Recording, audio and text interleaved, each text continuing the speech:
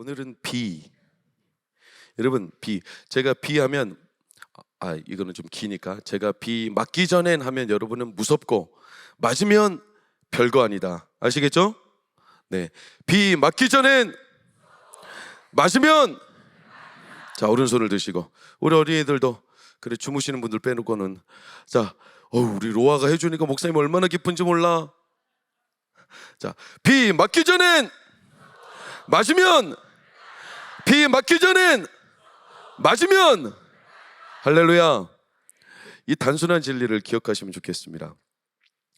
기억하세요. 첫째 날 비밀. 그래요. 잊어버리니까 얼마나 감사한지. 아는 놈이 이긴다. 비밀. 그렇죠. 비전은 비전. 내 옆이 아니라 위다. 비 맞으면 아니에요. 비 맞으면 별거 아니고 비 맞기 전엔 맞으면 맞아요. 여러분, 비밀, 하나님의 비밀, 하이레시스라고 제가 말씀드렸어요. 그렇죠? 우리를 이렇게 호도하고 굉장히 매력적으로 보이는 세상의 위협들, 그거를 이길 수 있는 것은 그리스도의 비밀. 이걸 깨닫고 맛본 사람은 연연하지 않아요. 그 사람은 그래서 옆을 보지 않고 어디를 봐요? 위를 보는 거예요. 너무 단순하죠? 그러니까 비밀을 깨달은 사람은 다른 것들에 자꾸 옆을 뚫레뚫레 쳐다보며 마음이 휘둘리지 않고 위를 쳐다봐요. 이게 비밀을 아는 사람의 특징이에요. 비전이. 그러니까 태양을 본 자는 촛불 때문에 연연하지 않는다는 유명한 말이 있어요. 태양을 봤는데 촛불 하나 꺼질까 봐 이것 때문에 안절부절하지 않는다는 말이에요. 태양이 비추니까. 그래서 이렇게 하늘을 보고 비전을 바라본 자는 그때부터 어떻게 되냐? 역설적이게도 고생이 시작돼요. 탄탄대로가 열려야 될 텐데 고난이 시작돼요. 왜냐? 당연한 거 아니에요. 옆을 바라보지 않고, 사람이 옆을 바라보며 타협하거나 휘둘리지 않는다는 게 얼마나 어려운 일인지 아시죠? 사람이 위를 바라보고 그걸 봤기 때문에, 맛봤기 때문에 내가 이제 이 위를 바라보고 살아야 되는데, 그러려면 옆을 내가 타협하지 않아야 되잖아요. 또 옆에서 찔러 들어올 때 휘둘리지 않아야 되잖아요. 이게 생각보다 쉽지 않아요. 그래서 위를 바라보는 자는 고생이 시작되는 거예요. 이거 당연한 결과예요. 저는 우리 중등학생들이나 어린이들, 청년들, 우리 어른들에게도 주의 이름으로 부탁드리는 것은 고난과 고생을 감안하십시오. 아멘. 한 명도 안 하시네.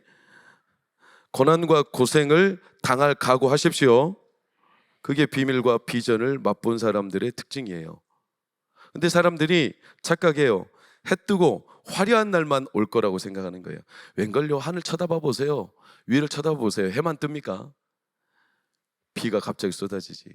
작년에도 우리 교회 그렇게 비가 많이 왔는데 올해는 더 많이 온다는 지금 소식이, 예보가 계속 있잖아요. 올해는 우리 애들도 알더라고. 우리 애들도 아빠 올해 여름에는 하루 빼놓고 다 비 온대. 이렇게 말을 하더라고요. 그게 진짜인지 가짜인지 지들도 들은 게 있으니까 그러겠죠. 근데 요즘에 좀 우리나라가 기상 이변이 이상하지 않아요? 지난주에는 우박 있던 많은 우박이 떨어지고. 그러니까 뭔가 하늘을 쳐다보면 항상 해만 내리칠 것 같은데 그렇지 않아요. 비가 떨어지고 우박이 쏟아지고.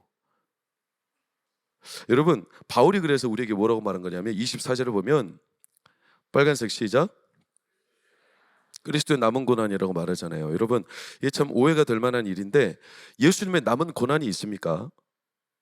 여러분, 예수님이 십자가를 지셨습니다. 그리고 3일 만에 부활하셨습니다. 예수님의 십자가의 고난과 순환은 완성이 됐습니까? 안 됐습니까? 완성됐죠. 전혀 의심 없이 완성됐어요. 예수님의 고난은 완벽하게 완성이 됐어요. 그럼 남은 고난은 뭐예요 도대체? 이거를 캐톨릭이나 조금 이상하게 해석한 사람들은 고행을 해야 된다는 식으로 이렇게 말을 하는데 그렇지 않아요.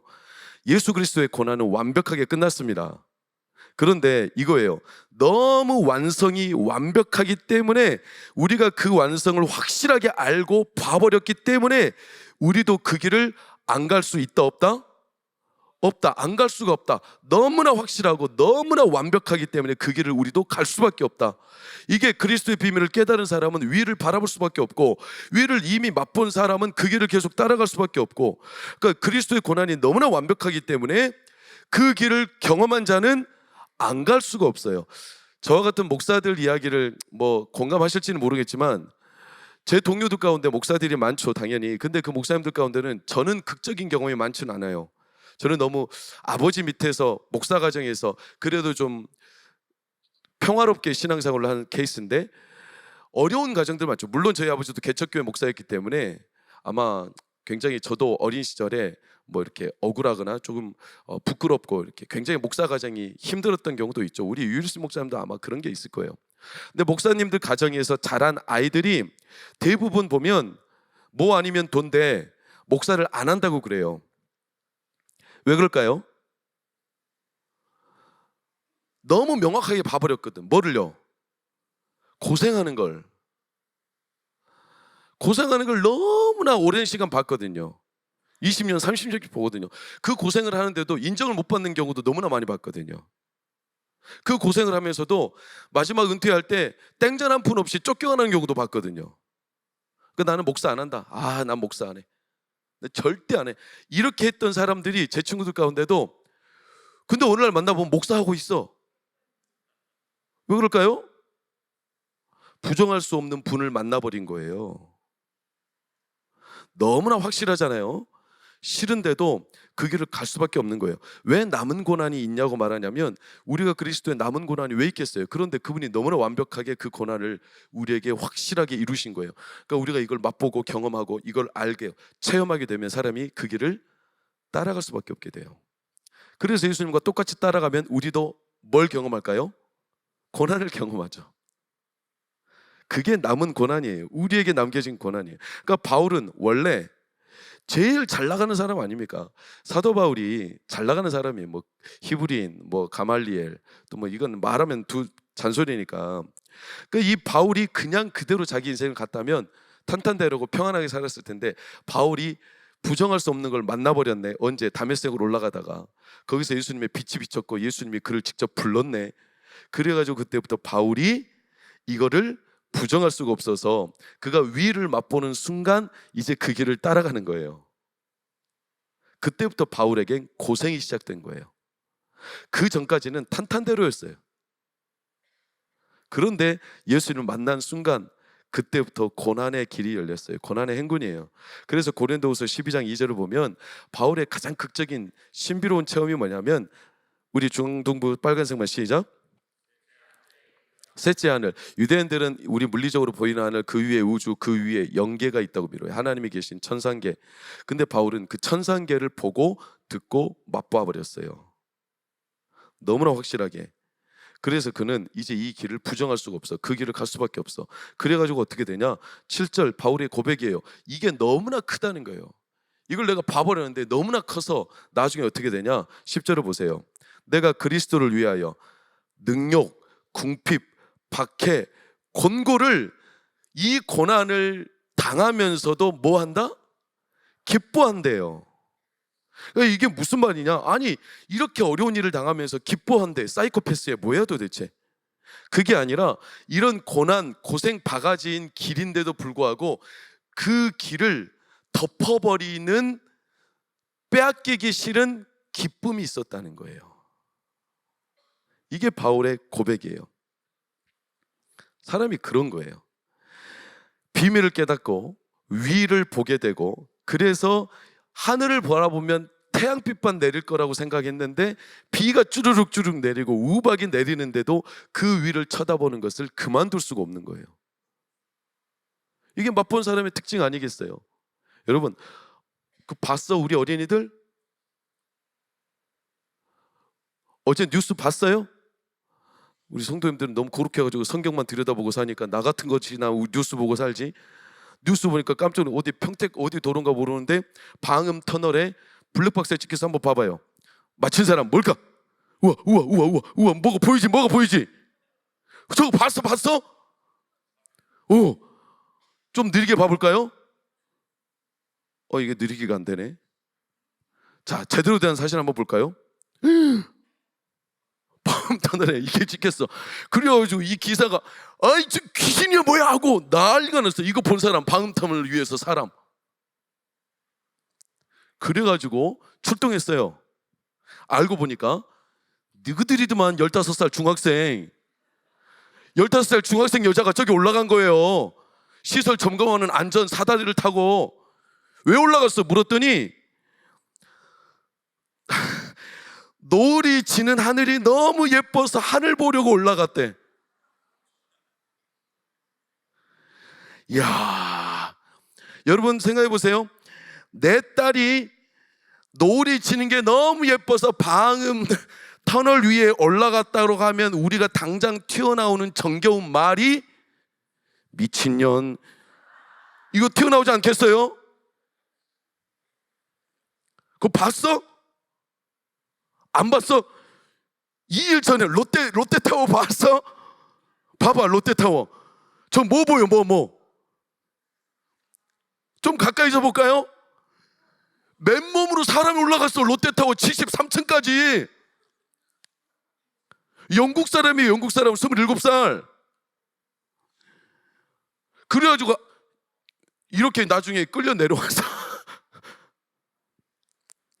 아니 영국에서 그냥 한국 여기 올라가려고 들어왔대야. 그 노숙 4일 동안 노숙하다가 롯데타워를 맨몸으로 올라간 거예요. 왜? 그냥 맛본 사람들은 몰라. 우리 아들이 만약 그랬다면 당장 튀어나온 우리의 순수한 정겨운 말이 미친놈, 그러지 않겠어요? 뭐 한다고 이런 고생을 해? 아니 미친 거 아니에요? 뭐 한다고? 아니 뭐 한다고 그 고생을 다 하고 죽을 수도 있는 그 일을 해. 근데 바울이 그랬다니까요. 바울이, 여러분 바울에 대해서, 바울 여러분 알잖아요. 고린도후서 10장을 보면 내가 수고도 많이 했다, 내가 옥에 갇히기도 엄청 많이 했다, 내가 매를 무진장하게 맞았다, 내가 태장이라고 말하는, 태장을 맞으면 사람이 죽을 수도 있는데 태장을 3번이나 맞았다, 내가 감옥에도 수없이 갇혔고 강에도 빠지고 바다에도 빠지고 내가 온갖 온몸에 내가 그리스도의 흔적이라고 말하는 이런 몸에 막 족쇄 자국, 못에 패인 자국, 이런 게 막 옷을 등을 벗겨놓고 등을 봐보면 막 채찍 자국이 온몸에 흥건히 남아있어요. 바울이 왜? 그래가지고 바울이 막 그 베스도한테도, 그 당시 최고 통치자 권력자 베스도한테 가서 복음을 전하니까 바울한테 그때 베스도가 뭐라고 한 줄 알아요? 한마디 외웠죠. 26장 24절 보세요. 빨간색 시작. 우리의 순수한 말로 하면 미친놈.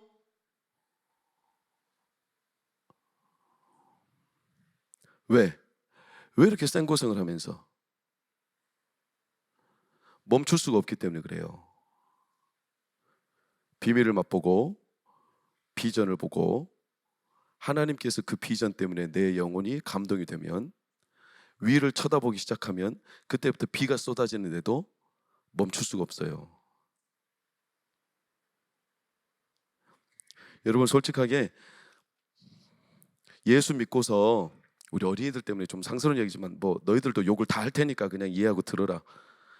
예수 믿고서 미친놈 미친년 소리 한두 번쯤은 들어야 되는 거 아니에요? 그렇죠? 아니 그거 안 들으면 예수 믿는 거 아니에요, 솔직히. 응? 내가 예수를 믿는다고 말하는데 옆에서 저 미친 거 아니야? 뭐 저렇게까지 믿을 필요 있어? 이런 소리를 한 번도 못 들었다? 그럼 그건 좀 문제가 있는 거라고 할 수 있어요. 우리 중동부는 미친놈 소리 들을 각오 돼 있어? 태수야? 태수 오늘 기도 잘했어요. 누가 대피를 해준 것 같지는 않아.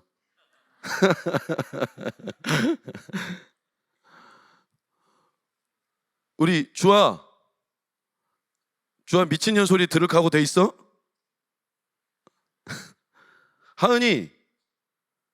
하은아 미친년 소리 들을 각오 돼 있어?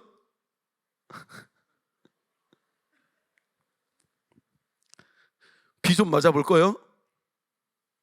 오늘 오후 3시에 비 온대. 교회로 와. 옥상 가서 목사님이랑 같이 비 맞게. 여러분 인생 자체가 빗줄기인데, 우리 어른들은 경험하셨잖아요. 인생 자체가 비가 수룩수룩 내리는데 그 비를 피해서 산다고요?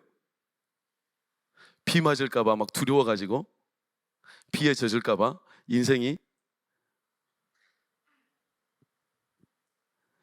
우리 중등부 학생들 황순원의 소나기 읽어봤어?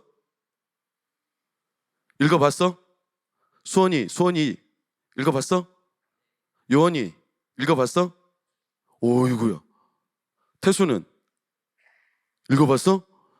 어이구야. 윤민이도? 대단하다. 황순원의 소나기를 읽다니. 황순원의 소나기를 읽지 않고 인생을 논하지 마. 인생 자체가 빗줄기인데.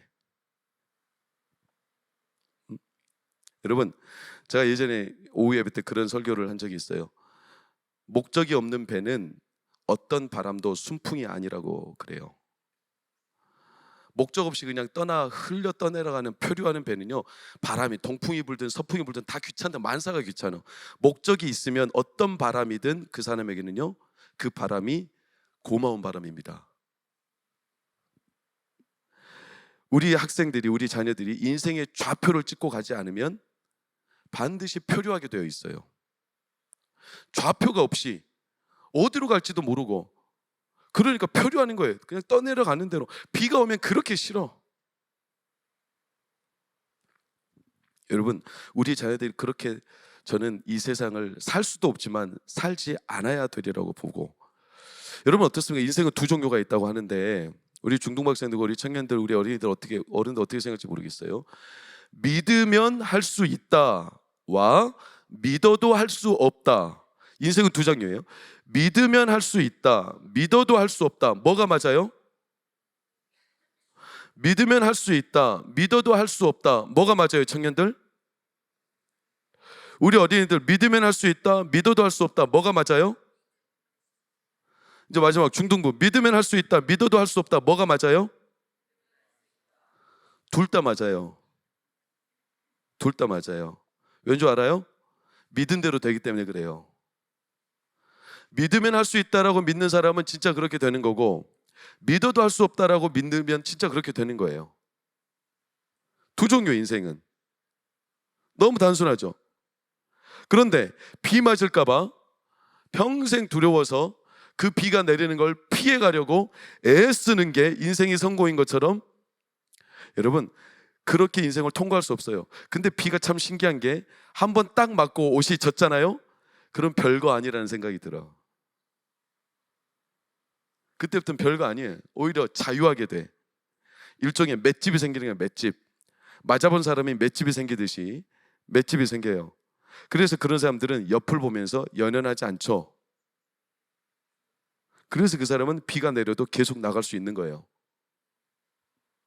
제가 제일 좋아하는 마라톤 선수, 제가 어른들도 청년들도 소개한 적이 있는데 우리 중등부 학생들은 아는가 몰라.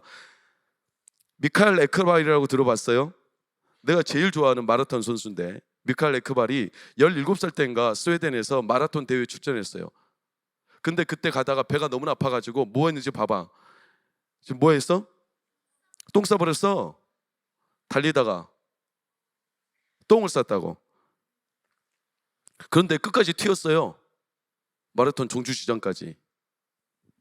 그래가지고 인터뷰 기자가 물어, 아니 대체 왜 레이스를 그만두고 씻으러 갈 생각을 안 했나요?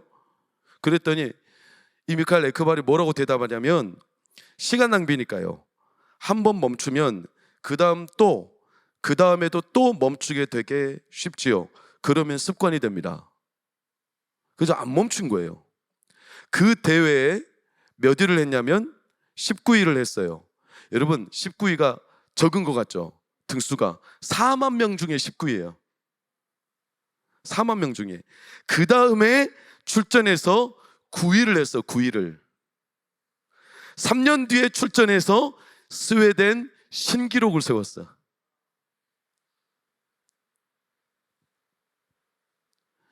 (17살밖에) 안 된 이 마라톤 선수가 멈추면, 지금 비 온다고 멈추면, 지금 피해 가면 당장 괜찮을 것 같아도, 그렇게 멈추면, 한 번 멈추면 계속 습관이 된다는 거예요. 여러분 우리 중학생들의 진로에 대한 고민 한번 보시겠어요? 도표로. 자, 보시면 위쪽만 보시면 돼요. 장래 희망 유무. 그래도 우리나라 60%는 있어, 40%가 없대. 없는 이유가 뭐냐면 스스로 뭘 할지 모른다는 거예요. 근데 더 가슴 아픈 건 장래 희망하는 직업이 있긴 있는데 1위가 뭐예요? 공무원이에요. 왜 공무원일까요? 안정적이니까. 그 말은 불확실한 건 싫다는 거예요. 비 맞는 거 싫다는 거예요. 그냥 나 비 없이 평탄하게 걸어가는 게 좋다는 거예요. 안정적으로 챙겨주는 거. 왜? 맛본 적이 없어요. 위를 본 적이 없어요. 그러니까 비가 내리면 이게 무서운 거예요. 그러니까 비를 피하고 싶은 거죠. 근데 비 맞으면 별거 아니에요. 맷집이 강해져. 성장은, 저를 한번 따라해 주세요. 성장은 변화, 변화는 불확실, 불확실을 믿음으로 버틴다. 여러분, 성장은요 변화를 말해요. 변화는요 항상 불확실함을 전제로 해요. 불확실함은요 믿음으로 버티는 거예요. 이번에 내가 멈추면 다음에 또 멈추게 되어 있어요. 그래서 계속 가는 거예요. 비가 내려도. 지금 중국의 WTT 월드 테이블 테니스 이렇게 대회가 있잖아요. 지금 아마 지난번에 끝났어요. 근데 이번에 이변이 일어났어. 전 세계 탁구 대회에서 우리나라 193위 하는 조대성 선수라고 있어요. 사진 한번 보면 이 선수예요. 조대성 선수인데 이 선수가 맞붙게 된 선수가 누구냐면 중국의 1위 그리고 전 세계 1위, 이름이 생각이 안 나. 이 사람이거든요. 이 사람하고 맞붙었어. 모든 매거진, 모든 세계 모든 사람들이 당연히 누가 이긴다? 이 사람이 이긴다고 생각했죠. 아니나 다를까 세트 스코어 2대 0으로 지고 있었어요. 근데 3세트에 이겼어. 4세트에도 이겼어. 5세트에도 이겼어. 그래가지고 193위가 세계 랭킹 1위를 이겨버렸어. 이게 지금 난리가 났어요. 난리가 났어. 그래가지고 193위가 지금 몇 위로 뛰어올랐냐면 120위로 뛰어올랐어. 무려 70등을 뛰어올라 버린 거예요. 한 번 딱 비 맞고 나면 우리의 맷집이 강해져가지고 훌쩍 성장하게 돼 있어요. 너무나 단순하지만 비 맞는 게 당연한 거예요. 사도 바울이 남은 고난이라고 하잖아요. 남은 고난. 예수 그리스도의 고난이 너무나 확실하기 때문에 그 고난의 길을 따라가는 것은 본 사람은 같이 따라갈 수밖에 없고, 그러다 보면 고난은 우리에게 육체로 있어요. 그 예수 그리스도의 길이 우리에게 고난이죠. 왜? 우리는 까면 안 되거든요. 솔직히 말하면 저도 못 따라가고 여러분도. 여러분, 우리는 잘 못 따라가. 우리는 흙으로 된 사람들이잖아요. 예수님은 사실은 신이시고 그분이 걸어간 길을 우리가 어떻게 따라가겠어요? 찬란한 보물과 어마어마한 영광을 어떻게 우리의 삶에 담지할 수가 있겠어요? 여러분 생각해 보세요. 누가 천년의 보물을 집안에 있는 간지종지에다 담아, 그냥 집안에 있는 락앤락 이런 그릇에다가 천년의 보물을 보관할 사람이 어디 있겠어요?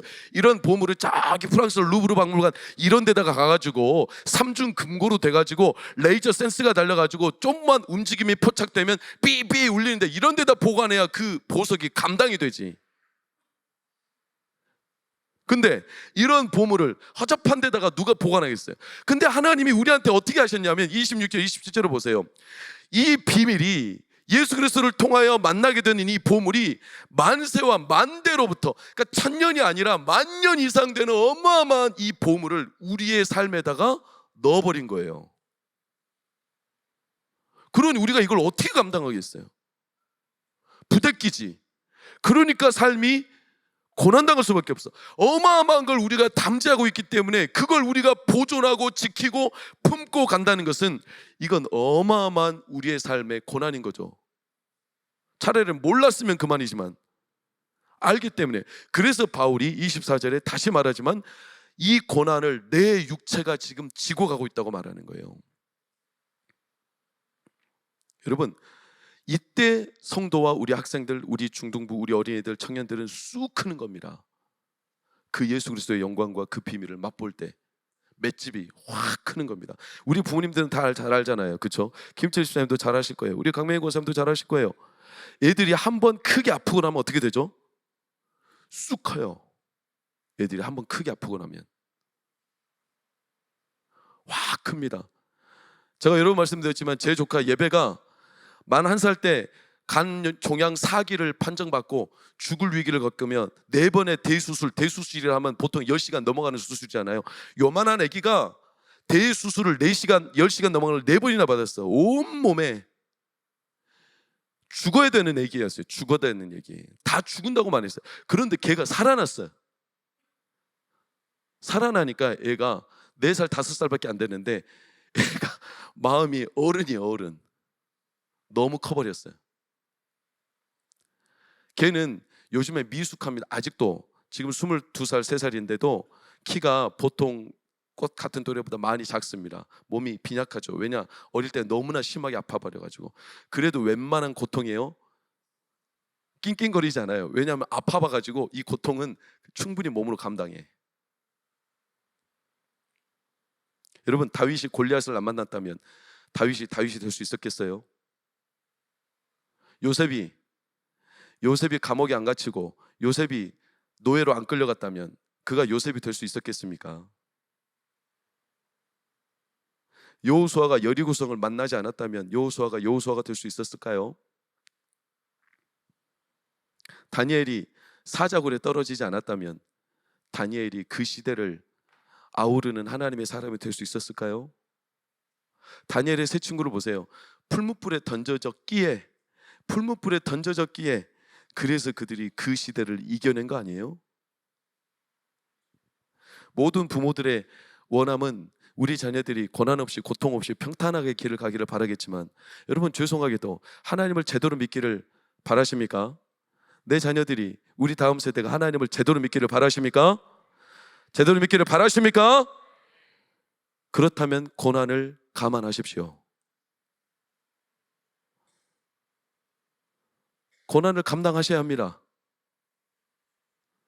그래야 하나님의 그 보호를 감당할 수 있기 때문에 그렇습니다. 오늘날 수많은 악법들이, 다니엘에게 다가온 악법, 다니엘이 사자굴에 처박힌 이유도 악법이었어요. 악법. 느닷없이 다니엘을 시비 걸려고 기도하는 자 잡아다가 사자굴에 쳐넣읍시다. 말도 안 되는 악법을, 다니엘이 그 악법을 피해갈 수도 있었죠. 어떻게? 적절하게 타협하면서. 근데 다니엘은 그럴 수가 없었어. 이상을 본 자거든. 하나님의 비밀을 본 자거든. 그런 사람은 어떻게 악법, 당장 눈앞에 아우르는 그런 위협이 있다고 어떻게 악법을 피해가겠다고 자기 몸을 사리고, 하나님 위로 하나님이 계시는데 눈 가르고 하나님 가르고 이렇게 살 수가 있겠어요? 그러니까 다니엘은 그냥 그대로 기도한 거예요. 3번씩 하루에. 그 악법 때문에 조촉당해가지고 그 사자굴에 빠진 거 아닙니까? 오늘날 우리 자녀들에게 다가오는 악법들 있잖아요. 악법들. 차별금지법, 학생인권조례, 생활동반자법, 아동보호법, 건강가정기본법, 교육개정, 이런 수많은 악법들이 우리 자녀들에게 물어보셨어요? 저도 아직 안 물어봤어요. 두려워서. 왜? 이 자녀들이 그 답을 못하면 자기 스스로 괴로워할까 봐. 동성애를 반대하냐 찬성하냐 이렇게 학교에서 물음이 던져졌을 때 이 학생들이 나 반대, 이렇게 자신 있게 당당하게 힘 있게 말할 사람이 과연 몇이나 될까?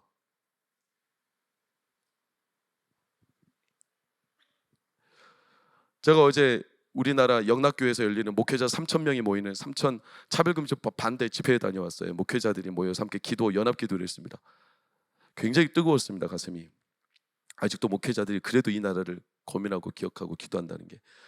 거기서 뭐 오정희 목사님, 이용호 목사님, 또 뭐 고명진 목사님, 그리고 이제 김성훈 목사님 한 4분 정도가 연달아서 릴레이 설교를 하시는데, 거기서 이제 굉장히 뜨겁게 말씀을 전하시는데 오정희 목사님이 그런 말씀을 하시더라고요. 오스기니스라는 기독교 사상가이자 철학가가 이 시대에 3가지 파도가 있다는 거예요.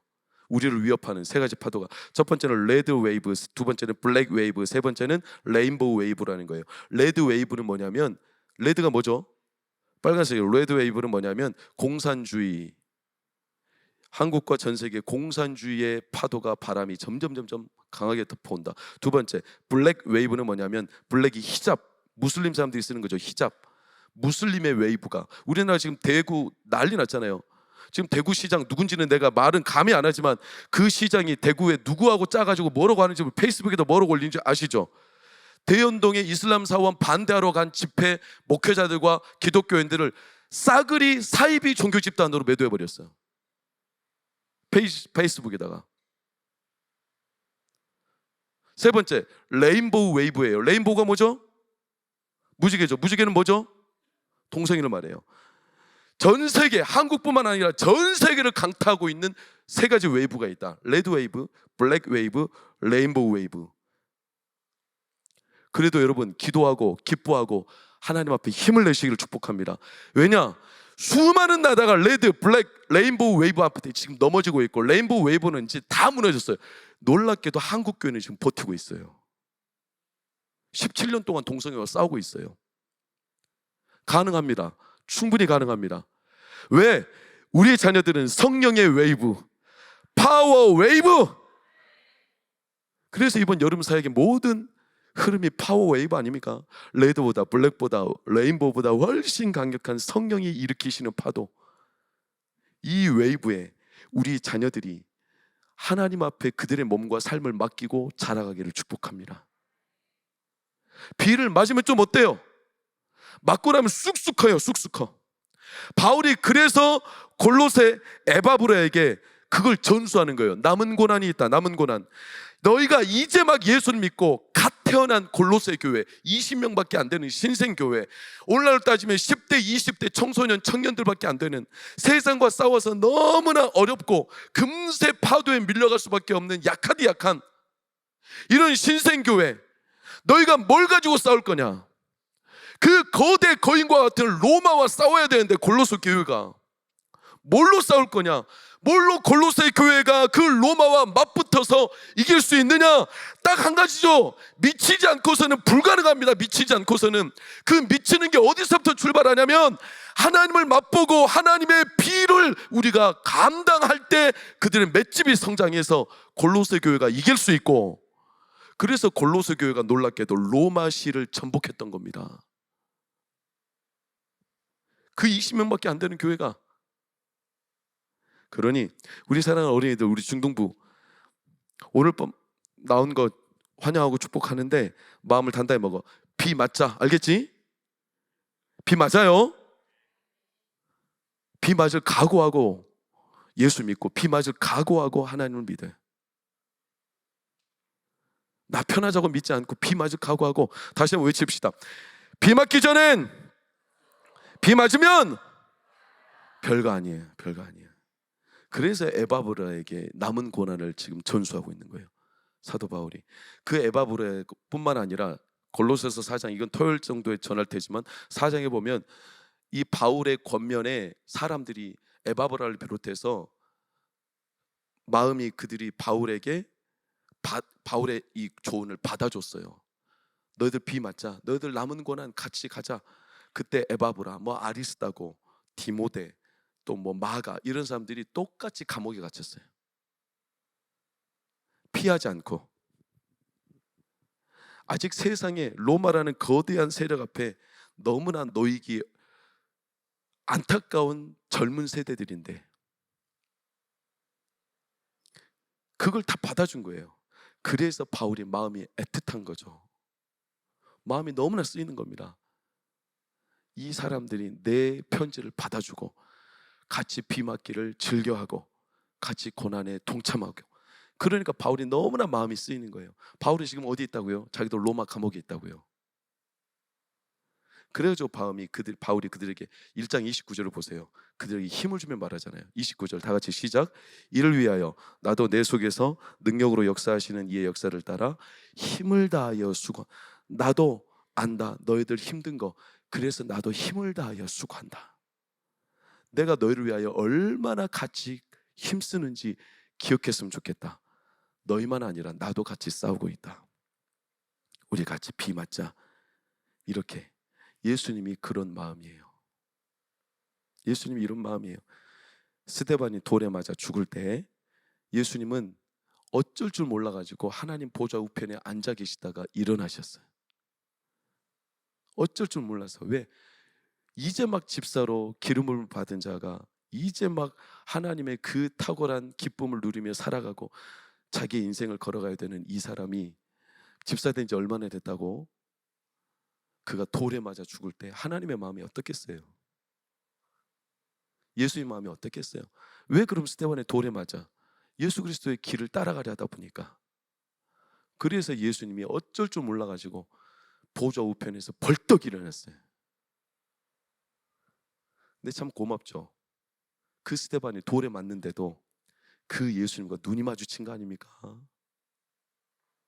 그래서 스데반이 거기에서 막 분노를 품고 세상을 향해서 막 같이 삿대질하고 돌을 던지는 게 아니라 얼굴에 환한 천사 같은 미소를 하며 주님,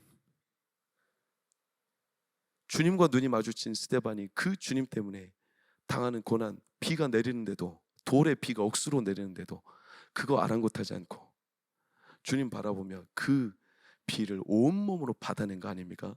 주님이 나를 바라보고 계시니까. 여러분,